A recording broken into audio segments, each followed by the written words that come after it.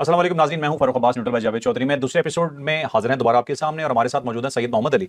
बहुत ही important episode है और हम डिस्कस करने वाले हैं फ़लस्तीन के मसले को कम्प्लीटली, यहाँ पे कि फ़लस्तीन के साथ होने क्या जा रहा है, क्या फ़लस्तीन को खुदा न खास्ता को बहुत बड़ा नुकसान होने जा रहा है, ये भी बात करेंगे। और ये भी बात करेंगे जो पाकिस्तान और इंडिया के दरमियान टेंशन्स चल रही हैं, क्या ये कोई एक नई वॉर का सबब बन सकती हैं, क्या इंडिया की नीयत ठीक है, पाकिस्तान क्या सोच के बैठा है, ये भी डिटेल से बताएंगे। और एक और बहुत बड़ा मूव हो रहा है आपके इस रीजन में, अभी आपको मैं टॉपिक नहीं बता रहा, लेकिन आगे जाके आप जानेंगे तो यकीनन आपको उसके ऊपर भी हैरानगी होगी कि ये हो क्या रहा है पाकिस्तान के अंदर और पाकिस्तान के हमसाया ममालिक के अंदर। तो ये भी जानिएगा इसी एपिसोड में।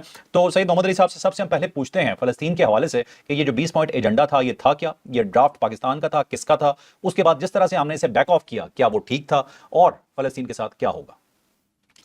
देखिए, इस वक्त जो पीस प्लान डिस्कस हो रहा है सदर ट्रंप का, पहले तो उसके बारे में दो बुनियादी हक़ाइक़ सामने रखना ज़रूरी है। पहली बात यह है कि ये मसले फ़लस्तीन का कोई हल नहीं है और ना उसको हल करने की कोई ज़मानत या कोशिश है।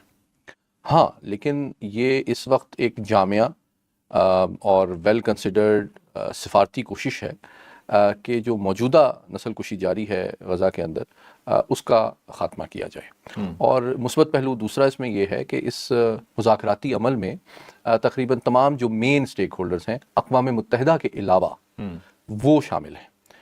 इसमें फ़लस्तीन की हुकूमत जो है, महमूद अब्बास हो गए, हमास हो गई, और अरब और मुस्लिम दुनिया के अहम तरीन ममालिक हो गए, और सदर ट्रंप जो कि अमेरिका के सदर हैं, और इनडायरेक्टली उनका राब्ता जो है वो बेंजामिन नेतन्याहू से भी है। तो इस पूरे अमल में तमाम जो रेलिवेंट स्टेक होल्डर्स हैं अक़वाम मुत्तहिदा के अलावा वो शामिल हैं। ये दूसरा मुस्बत पहलू है। तीसरा मुस्बत पहलू ये है कि जो इनिशियल रिएक्शंस हैं इन तमाम के, वो जंग बंदी की ख्वाहिश इन सब ने ज़ाहिर की है, तो ये भी मुस्बत पहलू है। और फिर जो हमास ने भी इनिशियल रिएक्शन दिया है वो मुस्बत दिया है मुज़ाकराती अमल में शामिल होने के हवाले से, जिसको सदर ट्रंप ने भी वेलकम किया, मुस्लिम और अरब दुनिया ने भी किया, तो ये एक अच्छी बात है। अब हम आते हैं इसके दूसरी जानिब, वो हक़ाइक़ क्या हैं जो कि इस की कामयाबी के रास्ते में कुछ चैलेंजेस तो दरपेश हैं। वो क्या है चैलेंजेस? सबसे बड़ा ये चैलेंज है कि सदर ट्रंप जो है उनका क्या इंटरेस्ट है इस पूरे प्लान में। उनके कई इंटरेस्ट हैं, लेकिन सबसे बड़ा और फ्रैंकली स्पीकिंग इमीडिएट इंटरेस्ट उनका ये है कि आने वाले हफ्ते में आप जानते हैं कि नॉमिनेशंस फाइनल होनी है नोबेल पीस प्राइज़ की। तो वो सबसे पहले ये चाहते हैं कि फौरी तौर पर ये इसका ऐलान हो जाए, ताकि वो एलिजिबिलिटी क्राइटेरिया जो है उस पर पूरे उतरें और यकीनी बनाएं अपने नोबेल अमन इनाम को, जिसके लिए पाकिस्तान ने भी उनको नॉमिनेट किया है। तो ठीक है, उनको हक़ हासिल है ऐसा करने का। लेकिन क्या मसले फ़लस्तीन, जो कि तकरीबन 77 साल पुराना मसला है, वो इतनी उजलत में फ़ौरी तौर पे हल किया जा सकता है?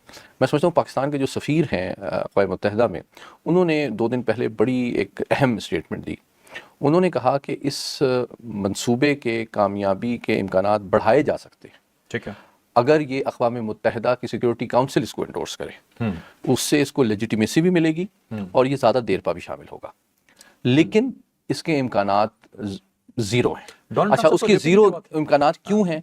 क्योंकि ये जो 20 नुकाती प्लान है, इसमें कोई गारंटी नहीं है या कोई इसको ज़मानत नहीं दी गई कि अक़वाम मुत्तहिदा की सिक्योरिटी काउंसिल की जो करारदादें मसले फ़लस्तीन के हवाले से मौजूद हैं, उन पे अमल दरामद ये मंसूबा करवाना चाहता है या उसके लिए राय हमवार करता है, या इसराइल को पाबंद किया जाएगा कि वो जंग बंदी के बाद अक़वाम मुत्तहिदा की करारदादों के तहत जो है मसले की तरफ जाए। अच्छा, मैं इसी और चौथी बात, एक क्विक कमेंट इस पे जो है वो ये है कि देखिए, आप गज़ा को आइसोलेशन में क्यों देख रहे हैं? गज़ा में नस्ल कुशी जारी है, इसमें कोई शक नहीं है, लेकिन मसले फ़लस्तीन का इस वक्त का सबसे इंपॉर्टेंट एस्पेक्ट गज़ा है, लेकिन वाहिद एस्पेक्ट नहीं है। आप जो बाकी मानदा फ़लस्तीन है उसकी कितनी अराज़ी पे इस वक्त इसराइल का कब्ज़ा है, वेस्ट बैंक की क्या सिचुएशन है, फ़लस्तीनियों के हुकूक की क्या सिचुएशन है जहाँ नस्ल कुशी नहीं हो रही, क्या इसराइल ने कोई ज़मानत दी है कि वो जो पाकिस्तान की पोजीशन है 4 नुकाती उसूली कि जनाब एक इंक्लूसिव गैर मुनक़सिम फ़लस्तीनी रियासत का क़याम। तो आप अगर नक्शा देखें, गूगल करें, तो वेस्ट बैंक का और गज़ा का तो बीच में कोई रास्ता ही नहीं है। ठीक है, तो ये गैर मुनक़सिम तो नहीं है। दूसरी बात कि बैतुल मुक़द्दस इसका परमानेंट कैपिटल होगा, और तीसरा ये कि जो उसकी टेरिटरी होगी वो 1967 की जंग से पहले की टेरिटरी पर मुश्तमिल होगी। تو اس میں سے تو پاکستان کا جو اصولی موقف ہے مسئلے فلسطین کے حوالے سے، اس میں سے ایک شق کی بھی ضمانت یہاں پہ صدر ٹرمپ کے پلان میں شامل نہیں ہے. تو یہ واضح کرنا ضروری ہے کہ یہ مسئلہ فلسطین کا حل کا پلان نہیں ہے. یہ اس وقت جو جنگ جاری ہے، جو نسل کشی جاری ہے، اس کو روکنے کی ایک سفارتی کوشش ہے. ٹھیک ہے. میں یہ جاننا چاہوں گا، یہ جو 20 پوائنٹس دیے گئے تھے 8 مسلم ممالک کی جانب سے، پاکستان نے پہلے کہا کہ ویلکم کیا، پھر اس کے بعد پاکستان نے بیک ٹریک کیا کہ یہ سارے وہ پوائنٹس نہیں ہیں، لیکن پھر بھی مطلب اس طرح سے بیک ٹریک نہیں کیا کہ ہم اس کے اوپر بات ہی نہیں کریں گے. دوسری سائڈ پہ نتن یاہو کی ملاقات ہوتی ہے امریکن پریزیڈنٹ سے، اور اس کے بعد ایک نیا مسودہ سامنے آتا ہے. یہ جو مسودہ ابھی ہمارے سامنے آیا ہے، یہ اس میں ڈومیننس مسلم ممالک کے پوائنٹس کی زیادہ ہے، اسرائیلی پوائنٹس کی زیادہ ہے، یا یہ امریکن کا اپنا ایجنڈا ہے؟ A bit of all three. لیکن دیکھیں بنیادی طور پہ یہ کنسلٹیٹیو پروسیس کے ایک ارتقائی عمل کا مظہر ہے کہ دیکھیں اس میں نے بتایا 5 اسٹیک ہولڈرز ہیں. صدر ٹرمپ وہ چاہتے ہیں کہ جی میں ایک ڈیل کروا دوں، امن ہو جائے، جنگ بندی ہو جائے اور میں نوبل پیس پرائز لے لوں، نمبر 1. نمبر 2 یہ کہ جناب نتن یاہو صاحب جو کہ 2 سال سے 67,000 فلسطینی جانوں کے ذمہ دار ہیں ان کے ضیاع کے، وہ اور ان کا سیاسی مستقبل، یہ ایک امپورٹنٹ فیکٹر ہے کہ اس جنگ کو وہ مطلب مسئلہ فلسطین کے اسرائیل کی ٹرمز پہ حل کی طرف پیش رفت کے طور پہ دیکھ رہے ہیں. کہہ رہے ہیں کہ میں نے تو وہ کچھ کیا ہے جو آج تک تاریخ میں کسی اسرائیلی لیڈر نے نہیں کیا. تیسرا پہلو جو ہے وہ حماس کا ہے کہ سب سے بڑی بات یہ ہے کہ حماس سے یہ توقع کرنا، بھئی 2 چیزوں پہ تو انہوں نے انیشل بہت ہی پازیٹیو ریئیکشن دیا ہے. 3 چیزوں پہ. پہلی بات کہ ہم مذاکرات میں شامل ہوں گے، نمبر 1، یعنی کہ ہم جنگ کے ساتھ ساتھ سفارتی سطح پہ بھی انگیج کریں گے. نمبر 2 ہم جنگ بندی چاہتے ہیں.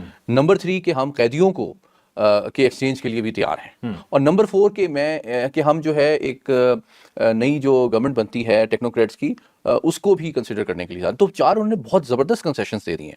لیکن یہ توقع کرنا کہ وہ 20 کے 20 پوائنٹس کو منوان اس کے اوپر بلینک چیک پہ سائن کر دیں گے اور اپنے سیاسی مستقبل سے دستبردار ہو جائیں گے، ہتھیار پھینک دیں گے اور اپنا انخلا چاہیں گے، یہ میں سمجھتا ہوں سیاسی اور تصویراتی اعتبار سے in the absence of a proportionate commitment from Israel کہ وہ فیوچر میں کبھی نہ صرف وہ ریٹریٹ کرے گا یا انخلا کرے گا اپنی فوجوں کا، جنگ بندی کرے گا، فیوچر میں کوئی گارنٹی دے گا کہ جی ہم آئندہ کبھی کوئی ہتھیار نہیں اٹھائیں گے فلسطینیوں کے خلاف. تو اس طرح کی تو گارنٹی نہ میں واضح کرنا چاہتا ہوں صدر ٹرمپ نے مانگی ہے اور نہ نتن یاہو صاحب نے دی ہے.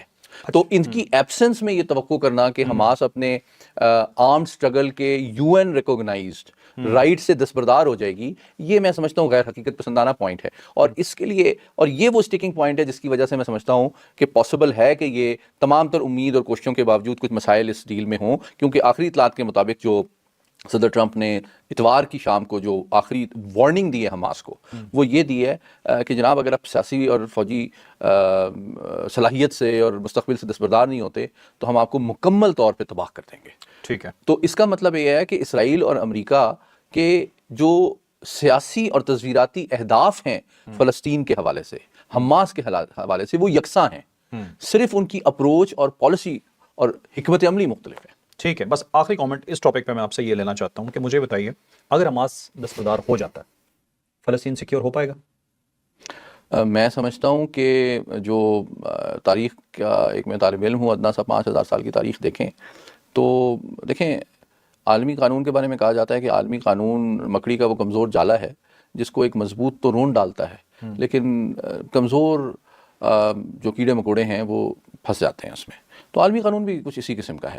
دیکھیں کوئی عالمی ادارہ، عالمی قانون اور فورم جو ہے تمام تر کنڈمنیشن اور تنقید کے باوجود اسرائیل کو ایکسپینشنزم سے، جہریت سے، انسانی حقوق کی خلاف ورزیوں سے باز رکھنے میں تو کامیاب ابھی تک نظر نہیں آیا. اور حماس وہ واحد تنظیم تھی فلسطینیوں کی جانب سے جو کہ اسرائیلی جہریت اور ایکسپینشن کی کچھ قیمت اسرائیل کی حکومت، ریاست اور فوج پر عائد کرنے کی صلاحیت اور خواہش اور ارادہ رکھتی تھی.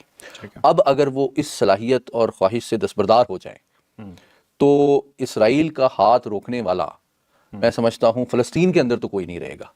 اور ایسے وقت میں جبکہ اسرائیل کے اوپر نہ کوئی امریکی دباؤ ہے اور نہ کوئی عرب یا اسلامی ملک فوری طور پہ اس کے خلاف اس کے ایکسپینشن اور جارحیت کو فوجی اعتبار سے قوت بازو سے روکنا چاہتا ہے، میں نہیں سمجھتا کہ جو امکانات ہیں مسئلہ فلسطین کے پرامن اقوام متحدہ کی قراردادوں یا فلسطینی عوام کی خواہشات کے مطابق حل کی جانب بڑھنے کے میں زیادہ روشن نہیں دیکھ رہا. البتہ آزادی اور زندگی کے درمیان اس وقت جو ہے ان کے پاس ایک بہت ہی تکلیف دہ چوائس ہے